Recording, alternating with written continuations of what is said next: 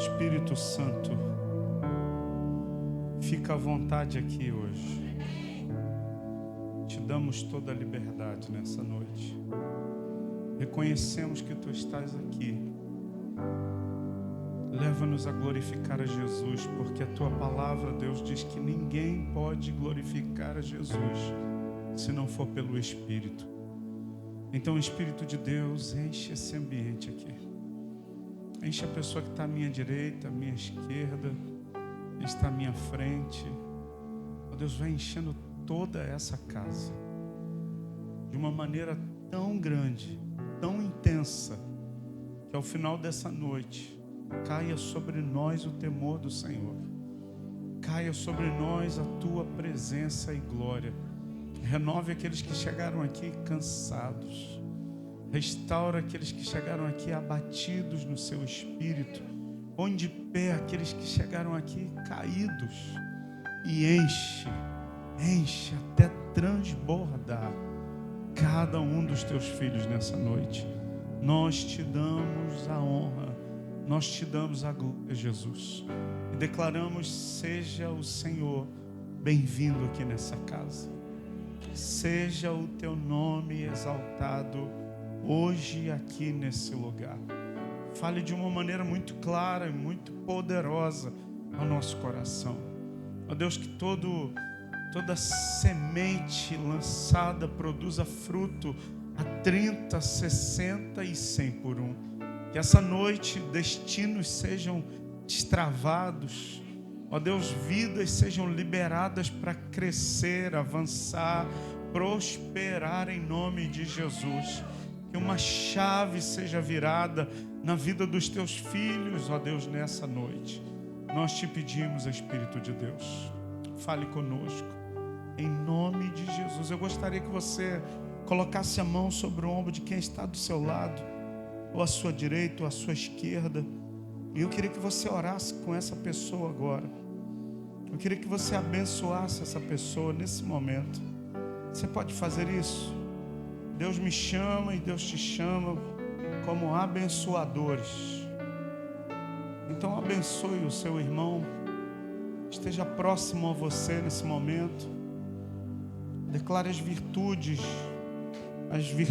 de Deus sobre a vida dele. As virtudes de Deus sobre o seu irmão. Glória a Deus.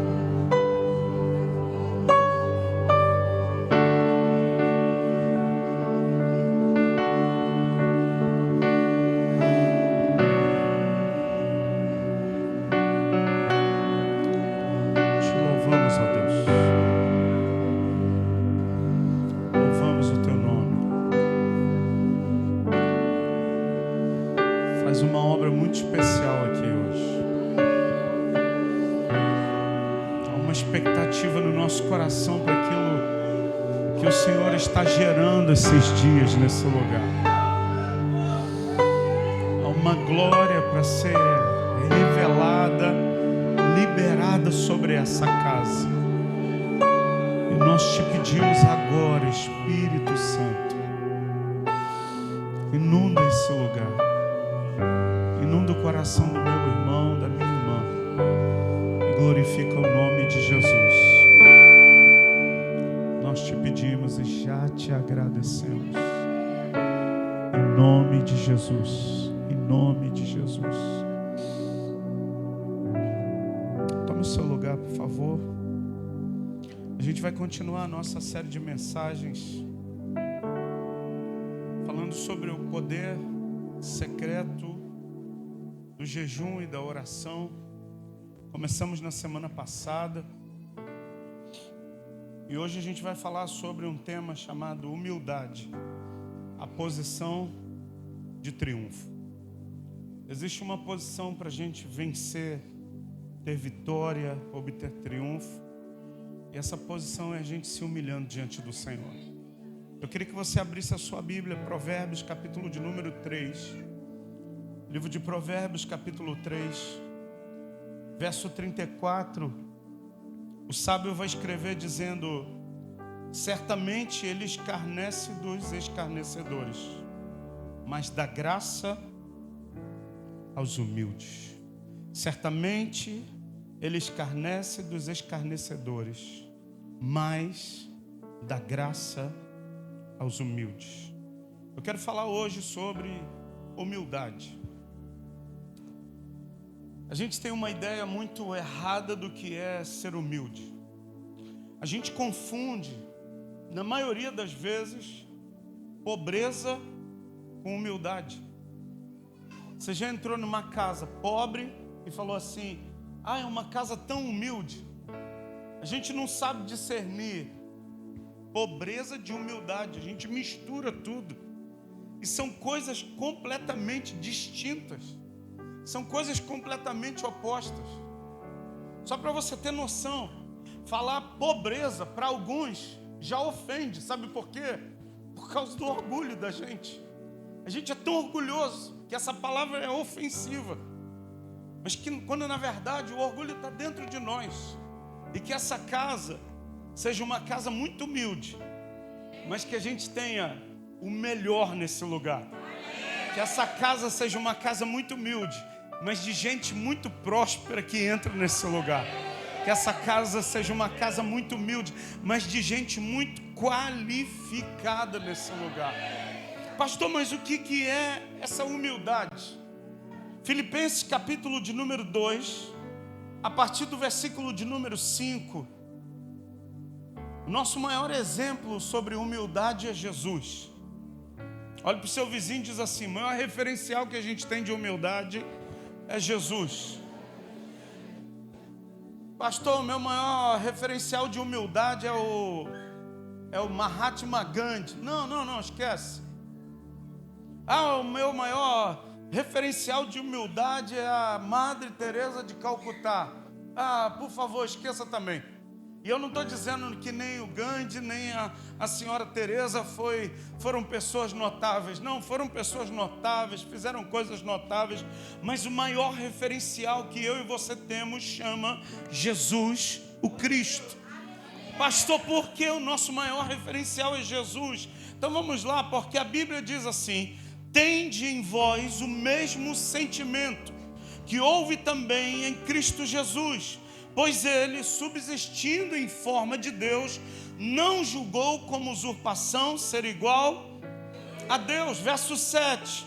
Antes, a si mesmo se esvaziou, assumindo a forma de servo, tornando-se em semelhança de homens e reconhecido em figura humana. Verso 8 diz: a si mesmo se humilhou, tornando-se obediente até a morte e morte de cruz.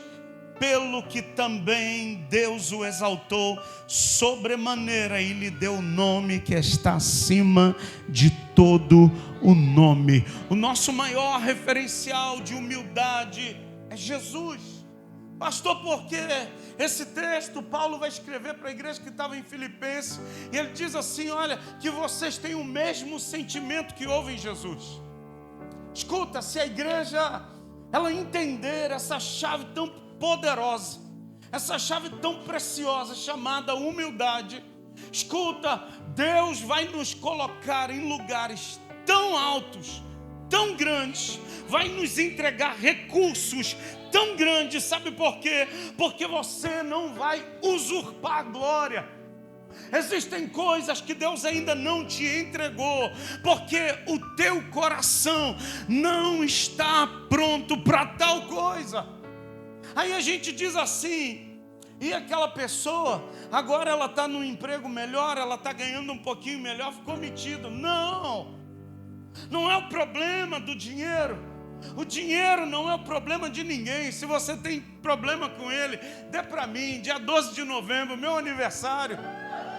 Escuta, o problema não está em dinheiro, o problema não está em posições, o problema está no nosso coração, da gente não ter o mesmo sentimento que houve em Jesus. O texto diz que mesmo sendo Deus, Ele não usurpou ser igual a Deus, mas Ele se esvazia e assume a figura humana. Pastor, o que é isso? Como Deus não sentia dor, sede, cansaço, enfado, nada disso, mas Ele deixa esse lugar de glória e vem a essa terra se humilhar para conquistar o meu coração e o seu coração, para comprar a minha vida e a sua pelo preço precioso do sangue dele. Ele veio a essa terra, ele se entregou para pagar o preço que eu e você não tínhamos condições de pagar, e isso chama-se humilhar-se. E o texto diz no finalzinho, no verso 9: pelo que também Deus o exaltou sobremaneira e lhe deu nome que está acima de todo nome. Então eu quero dizer para você, se você tiver o mesmo sentimento que houve em Jesus, se você for humilde de coração, eu quero te dizer, o que está proposto para você é um tempo de exaltação que você ainda não viu, teus olhos ainda não viram, que você ainda não sentiu, que você ainda não tocou. Deus tem preparado um tempo de exaltação para a sua vida e para essa casa. Você entende isso hoje? Pastor, mas qual é o problema? Então vamos lá. As pessoas, por terem um conceito errado sobre humildade, elas vão achar que humildade é um negar a si mesmo. É a gente dizer assim, você sabe que você... Exemplo, o Éder está aqui, ele é da nossa célula. Aniversário dele hoje, a gente vai estar orando pela... É hoje não? Que dia é? Ué, você falou que ia vir por causa do aniversário, Santo? Então, faz de conta que o aniversário dele é hoje, e eu vou orar pela vida dele hoje. Ué? Ah, foi o acidente? Então, ele já antecipou tudo. Faz de conta que hoje é seu aniversário. E a gente vai orar por você. Agora escuta, o Éder era lá da nossa célula. Ele tem uma história de superação gigantesca. E todas as vezes que a gente tem a oportunidade na célula de bater um papo, ele sempre fala das situações que ele passou na vida. Mas lá na célula tem uma pessoa que faz uma pipoca. Que pipoca?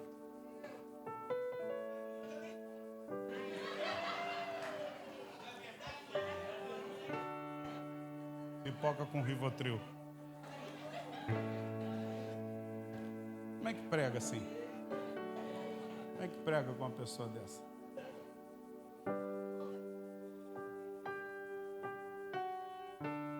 Deixa eu pregar. Uma pessoa lá na célula faz uma pipoca maravilhosa. Aí eu falo assim, a sua pipoca é a pipoca mais gostosa que eu já comi. Se a pessoa é humilde, ela diz assim, obrigado pelo elogio, que toda a glória seja dada a Deus. Se a pessoa ela tem uma pseudo-humildade, ela diz assim, eu não sei nada. Ai, minha pipoca é tão ruinzinha, mas dentro dela, ela está dizendo, eu faço a melhor pipoca. Que não é o caso do nosso irmão. Eu vou citar outra coisa. O Fabiano é o mestre de obras. Faz tudo. A última dele, ele instalou o ar-condicionado. Eu falo assim, Fabiano, você é um cara muito inteligente e tudo que dá na mão ele resolve. Se ele é humilde, ele vai dizer, Eu estudei algumas coisas e outras a dádiva de Deus. E glória a Deus pelo que eu faço. Se ele tem uma falsa humildade, ele diz assim: não sei fazer nada, faço as coisas erradas, vai dar certo. Você consegue identificar gente assim? Você consegue identificar que às vezes você tem essas atitudes? Por trás de uma falsa humildade existe um orgulho enorme dentro de nós. E a Bíblia diz que o orgulho precede a queda. E por Deus te amar tanto, Ele não pode te entregar algo maior. Por quê? Porque o teu orgulho vai fazer você cair. E se Ele é o meu Pai, se Ele é o teu Pai, Ele não quer que você caia. Por isso, existem alguns recursos que ainda não chegaram às mãos. Por quê? Porque se Ele te entregar, você vai tropeçar e vai cair. E a gente diz assim: poxa, por que essa bênção ainda não chegou? Por que isso ainda não aconteceu? Porque está faltando algo, sabe, para a gente acessar, sabe, essa arma poderosa, esse poder que existe na humildade, que gera triunfo na nossa vida. Olha o que diz. Quando a gente pensa em humildade, logo vem à nossa cabeça a ideia de pobreza. Mas humildade não é condição, humildade é um valor. Olhe para o seu vizinho e diz assim: humildade não é condição, humildade é valor. Pastor, como assim? Eu estou numa posição de tanta humildade. Não, você pensou humildade totalmente errado. Humildade não é condição. Quando eu ia Cristiane, a gente estava, sabe, eu tinha uma calça, uma camisa cor de abóbora e um sapato muito velho. Era a única roupa que eu tinha. A gente estava morando na igreja na época. E eu só usava essa blusa cor de abóbora. Não tinha dinheiro para comprar outra blusa. E uma vez eu fui na casa de alguém que assim, nos alimentava. Eu sempre ia lá fazer visita na hora do almoço, porque não tinha o que comer, irmão. Eu ia visitar na hora do almoço. E aí, quando eu virei a esquina, lá da casa dela falou: lá vem o pastor Júnior. Aí alguém perguntou: por quê? Eu estou vendo a abobrinha vindo. Aí quando eu cheguei, estava todo mundo rindo. Falei: o que foi, gente? Eu tenho certeza que vocês não estão rindo para mim, vocês estão rindo de mim. Ela falou: é porque a irmã falou que identificou que era você que estava vindo por causa da blusa cor de abóbora. Eu não falei que era a única que eu tinha. Eu falei: é porque eu gosto dessa blusa. Mas era o lugar onde eu ia para comer, porque na época eu não tinha como comer. Escuta, aquela condição não era humildade, era a realidade que eu estava vivendo naquela época. Mas aquela realidade não dizia quem eu era. Quem eu sou vai determinar coisas que eu vou viver. Eu vou repetir isso para você, porque talvez tenha gente que esteja aqui e você esteja passando um momento delicado da sua vida, seja ele em qual segmento for. Porque quando a gente fala de momento delicado, tem gente que só pensa em grana. Mas a gente pode passar por momentos delicados em diversas áreas. A gente pode passar por crises, sabe, em diversas áreas. Mas eu quero dizer para você: a condição que você está não determina quem você é. Quem determina quem você é aquilo que a Bíblia diz ao teu respeito. Quando a gente estava lá nessa condição difícil, a Cristiane não tinha grana para pintar as unhas, para fazer o cabelo, não tinha grana para nada. Mas se você fosse conversar com ela, ela ia falar, sabe o que? A frase clássica que ela usa: eu sou uma mulher próspera. Quem anda com ela sabe. Mas não tinha nem pão para tomar café de manhã. Mas ela dizia: sou próspera. Porque a condição que a gente estava não dizia quem nós éramos. O que é isso, pastor? Humildade. E eu quero que você saia daqui compreendendo quem você é, porque só assim você vai acessar, sabe, aquilo que Deus tem ao teu respeito. Ah, pastor, eu estou em jejum e oração. O jejum e oração vai revelar o que está aqui dentro. Quando eu estava estudando isso hoje à tarde, foi para mim tão maravilhoso. Sabe, foi um tempo tão especial ali no meu quarto hoje à tarde. Deus começou a falar algumas coisas comigo. Quem aqui já jejuou um dia? E você está de boa, mas você vai fazer jejum, você começa a entrar num estresse, numa irritação tão grande. Fulano fala alguma coisa, te irrita. Uma situação acontece, te irrita. Aí você diz assim: poxa, no dia que eu estou com jejum, parece que sempre vai aparecer alguém para pisar no meu calo. Escuta, sempre aparece. Só que por você estar jejuando, o teu coração começa a se revelar. Por você estar de jejum, começa a revelar o que está aqui dentro. Vem para fora. Aí começa a revelar aquela pessoa estressada, irritada, egoísta, orgulhosa, orgulhoso. Começa a se revelar isso tudo.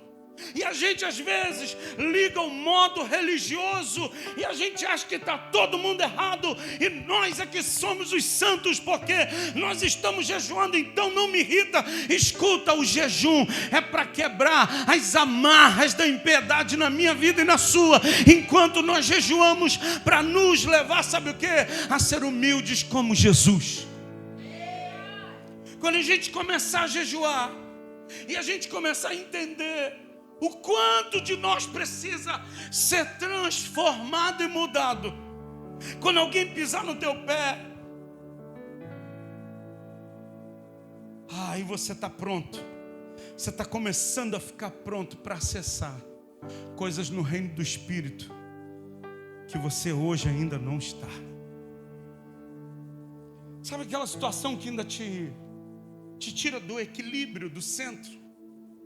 É sinal que você ainda precisa ser humilde.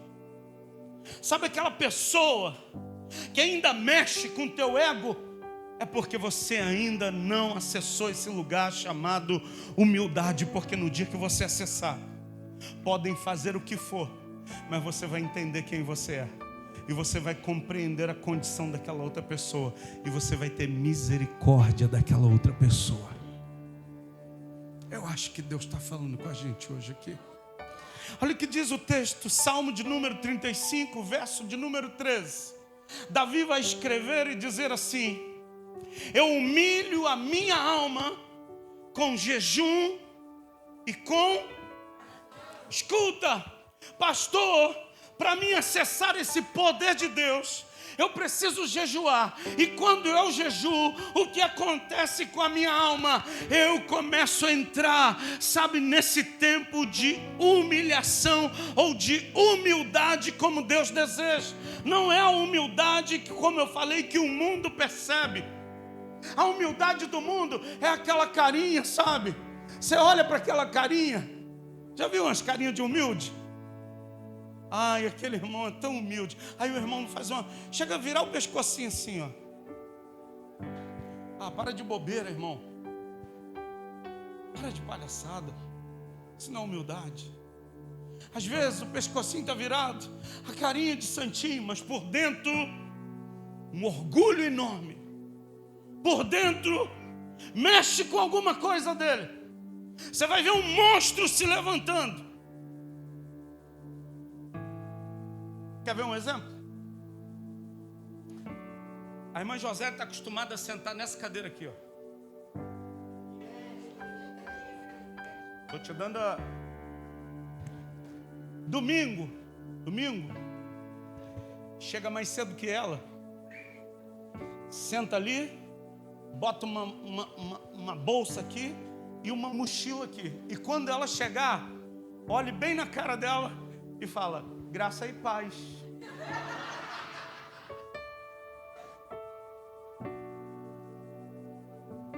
E perceba se a santa é humilde. vai falar graça e paz, amado. Esse é o melhor lugar da igreja. Sento aí sempre. Mas hoje, você que vai ser abençoado nesse lugar. Eu vou sentar do outro lado. Humilde. Entende quem é. E não permite ninguém tirar ele dessa posição.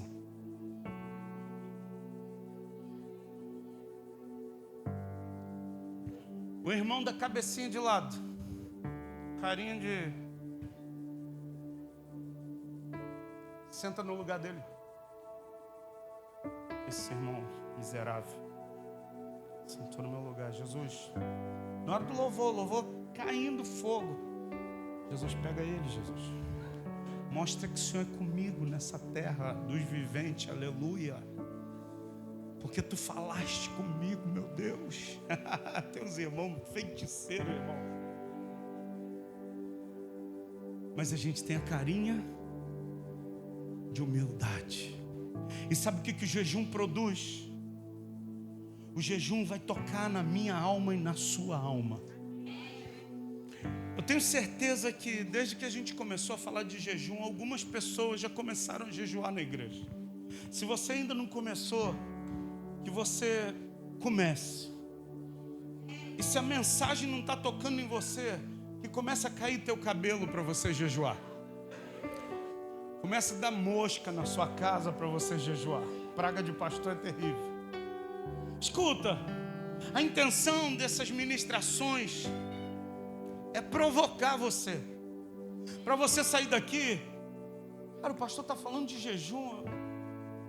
Passou o ano todo, eu ainda não fiz um jejum. Ainda não jejuei um dia. Eu vou experimentar disso. Você vai começar a praticar e você vai ver no dia que você jejuar como você vai ficar doido para comer. No dia que você jejuar, você vai ver como você se irrita com tanta facilidade. É natural, sempre acontece. Mas quando você está praticando o jejum, escuta, a sua alma está sendo tocada por Deus para te levar a parecer mais com Jesus. O salmista vai dizer: eu humilho a minha alma com jejum e oração. A palavra hebraica traduzida para minha alma é uma palavra chamada nefesh. Ela pode ser literalmente traduzida como o meu ser que respira. Pastor, o que isso tem a dizer para mim e para você? Quando a gente está jejuando e orando, a nossa alma começa a respirar de novo. Quando eu começo a jejuar e orar, sabe o que acontece? A minha alma começa a pulsar de novo. Eu começo a me conectar com Deus de novo. E eu começo a me parecer com Jesus. Tende em vós o mesmo sentimento que houve em Jesus Cristo, que mesmo sendo Deus não usurpou ser igual a Deus, mas antes se esvaziou e assumiu a forma de servo, sendo obediente até a morte, morte essa de cruz. Eu quero dizer para você, deixa a tua alma respirar de novo. Deixa a tua alma respirar de novo. Salmo de número 69, verso de número 6 diz assim: não sejam envergonhados por minha causa os que esperam em ti, ó Senhor, Deus dos exércitos. Nem por minha causa sofram vexame os que te buscam, ó Deus de Israel. Verso 7 e 8 diz: pois tenho suportado afrontas por amor de ti. Tenho suportado o quê? Afronta. Tem alguém aqui que tem suportado afronta?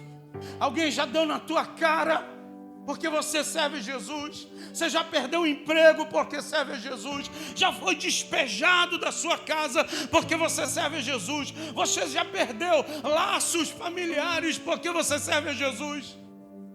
A afronta aqui, escuta, não é alguém lá na internet jogando piadinha, não. A afronta aqui é a gente padecer por causa do Senhor. E o texto diz: pois tenho suportado afrontas por amor de ti, e o rosto se me encobre de vexame.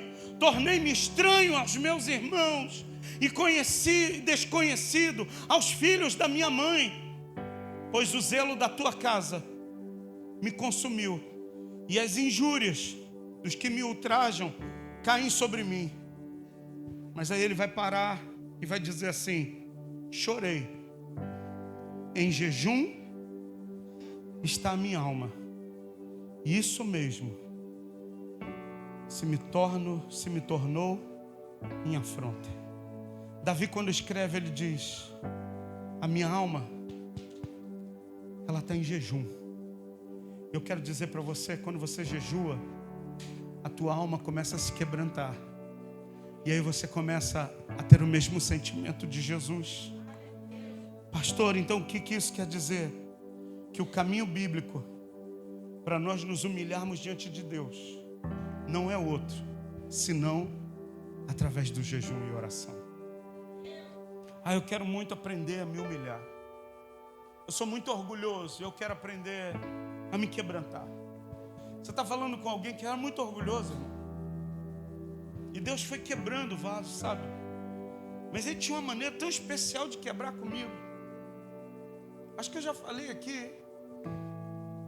Eu disse que eu só tinha uma blusa cor de abóbora, uma calça e um sapato velho. E quando a gente estava para casar, uma senhora, foi Deus que colocou aquela senhora na minha vida e na vida da Cristiane. Ela conseguiu a roupa para a Cristiane casar, roupa para a família da Cristiane toda. E a família da Cristiane é grande, irmão. Conseguiu vestido, terno para todo mundo. Mas aquela senhora, antes de conseguir as coisas para o nosso casamento, ela se sentiu tocada. Ela falou: vou cuidar de vocês. Ela chegou na igreja com um saco desse tamanho, escrito Colurbe, saco de lixo. E no saco de lixo tinha um monte de camisa. E ela falou assim: ô Júnior, não leva mal não, mas eu senti tocada de te dar isso aqui. Tem umas camisas aqui, eu acho que ela percebeu que eu só usava cor de abóbora. Tem umas camisas aqui, eu acho que dá em você. Cara, aquilo para mim foi a morte, irmão. Aquilo para mim, sabe, mexeu com as estruturas orgulhosas do Júnior. Porque quando garoto, meu pai me levava para as lojas que era famosinha, dos playboyzinhos da época. Eu falava: pode escolher a roupa que você quiser, meu filho. E agora eu estava recebendo a roupa no saco da Colurbe. E roupa que eu não tinha escolhido. Roupa que eu não gostava. Mas que Deus falou assim: essa roupa vai te ensinar o início do caminho do que é se humilhar na minha presença. E foi o tempo do nosso início de casamento. Cara, onde a gente... Acho que Deus, ele torceu. Já viu quando vai fazer caldo de cana? Pega a cana, passa a primeira vez, sai caldo. Aí o cara pega do outro lado, passa de novo, sai caldo. Aí ele pega de novo do outro lado, a terceira vez, sai caldo. Aí ele agora torce, passa de novo e sai caldo. Aí tu pensa: acabou. Aí ele pega agora, dobra e torce de novo e sai mais caldo. Acho que Deus estava me passando naquela máquina várias vezes, falou: ainda tem caldo para sair do Júnior. E ele ia me moendo, até que não tinha mais orgulho nenhum. Se alguém falasse: bobo, obrigado pelo elogio, você não vai fazer isso. Tá bom, o que eu vou fazer? Sabe, Deus foi tratando, para hoje eu chegar aqui para você e falar para você que o jejum faz a gente acessar coisas em Deus que antes a gente não acessava. O jejum vai abrir portas para você que antes você nunca viu aberta. O jejum vai fazer você ter experiências com o Espírito Santo que você nunca teve. E eu não estou falando de experiências aqui não, ó. Aqui na igreja você vai ter muitas. Mas escuta, você ter experiências com Deus lá na sua casa. E eu não estou falando de uma experiência há 10 anos atrás e depois, há 50 anos depois você vai ter outra. Não, é todos os dias você ter uma experiência com o Espírito Santo. Quando você acorda, você levanta as tuas mãos e diz: Senhor, obrigado por mais um dia, obrigado por essa manhã, obrigado porque nessa manhã o meu coração está limpo. Eu posso, sabe, ter mãos limpas e coração puro para subir ao Monte Santo de Sião. Mas pastor, como é que faz isso? Porque a gente está vivendo hoje uma geração de performance. A gente está vivendo uma geração Sabe, onde a gente aparenta ser uma coisa, mas quando na realidade, no coração, somos outra totalmente diferente. Sabe, a geração da maquiagem é a geração instagramável. Mas escute, relacionamento com Deus não é por mera aparência. A Bíblia diz, Ele está procurando quem o adora, e o adora em espírito, e adora em verdade. Deus está procurando, não é gente que tem uma pseudo-adoração. Deus está procurando quem o adora em espírito e em verdade. E pastor, como a gente sabe quem adora em espírito e em verdade? É só passar na peneira, é só colocar no fogo, é só passar no meio do deserto, é só passar pelos vales difíceis, é que se revela quem de verdade adora o Senhor no espírito. O adorador que adora no espírito está no meio do fogo, um sorriso daqui até aqui. E aí, como é que vai? Vai tudo bem. Algum tempo atrás, ou bastante tempo atrás, eu e Cristiane passamos na casa de uma família, um casal com 2 filhos. Mandaram mensagem, falaram, olha, a gente não vai ao culto hoje. Eu falei, por que vocês não vão? Pastor, a gente quer muito ir ao culto, mas infelizmente a condição que a gente está hoje não permite a gente ir. Falei, tranquilo, fica pronto, tal hora eu estou passando aí para buscar vocês, para a gente ir para o culto junto, porque vocês são importantes para mim e vocês vão cultuar o Senhor. Peguei a Cristiane, Manu não era nem nascida, e quando a gente parou na porta da casa, a casa da família toda apagada e a família na porta, eu falei, uau, tudo pronto, mas está tudo escuro.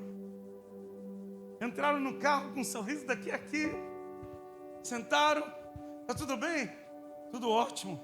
Que bom que o senhor veio buscar a gente, para a gente ir para o culto, pastor. Falei, amém. Falei, cara, tem alguma parada, não está normal. Fomos para o culto, cultuamos. No final do culto eu chamei o irmão, falei, guerreiro, por que tua casa estava toda apagada? Ele falou, pastor, não queria falar não. Já tem 1 mês que a gente está sem luz. Falei, cara, por que tu falou? Pô, pastor, é porque é minha guerra. Só tem a sua. É a minha luta. Mas a gente tá rompendo. Eu falei, cara, tu tá 30 dias sem luz. É 30 dias. Eu falei, o que houve? Falta de pagamento. Não paguei a conta e cortaram. Mas vai dar tudo certo.